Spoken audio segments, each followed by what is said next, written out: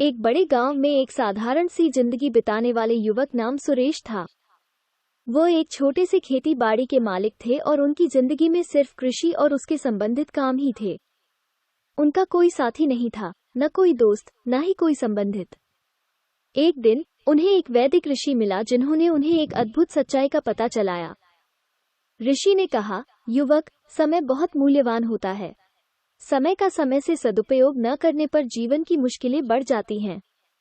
सुरेश ने ऋषि के वचनों को समझ लिया, लेकिन वो ये भी सोचता था कि क्या ऐसा सचमुच है। कुछ समय बाद उसे एक अजीब सी घटना का सामना हुआ। एक दिन वो अपने खेत में काम कर रहा था और अचानक उसे एक छोटी सी पुस्तक मिली। वो देखता है कि पुस्तक के कवर पर समय का महत्व लिखा है।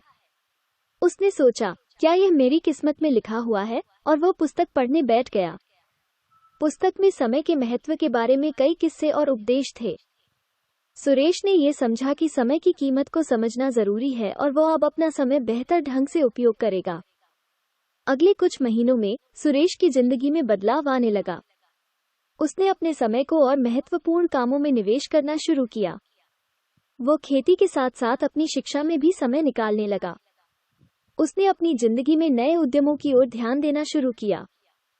धीरे धीरे सुरेश की मेहनत और समय का सही उपयोग करने का असर दिखने लगा।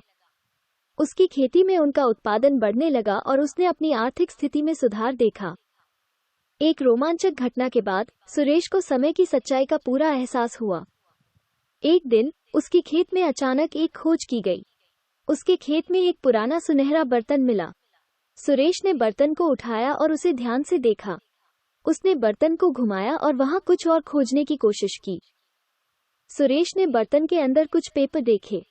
उसने पेपर निकाले और उन्हें पढ़ने लगा। पेपर पर एक संदेश लिखा हुआ था, समय की कीमत समझो, ये बर्तन तुम्हें अमृत देगा। सुरेश को बड़ा आश्चर्य हुआ और वो सोचने लगा कि क्या ये संदेश सही है। उसने बर्तन को लेकर अपने घर के पास एक झील के किनारे गया। वो बर्तन को झील में डालने के बाद एक अद्भुत चमत्कार हुआ। बर्तन से अमृत की धारा बहने लगी। सुरेश को ये देखकर बड़ा आश्चर्य हुआ। सुरेश ने समझा कि अमृत की धारा समय के सही उपयोग का प्रतीक है।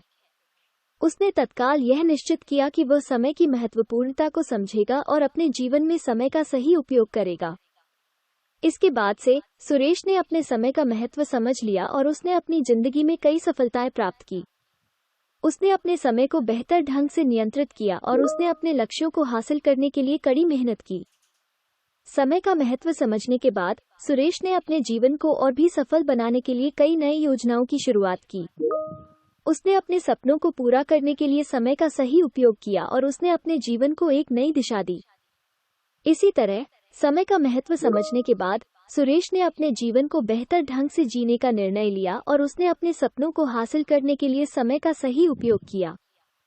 ये कहानी हमें सिखाती है कि समय का महत्व समझना बहुत जरूरी है। हमें अपने समय का सही उपयोग करना चाहिए और अपने लक्ष्यों को हासिल करने के लिए मेहनत करनी चाहिए।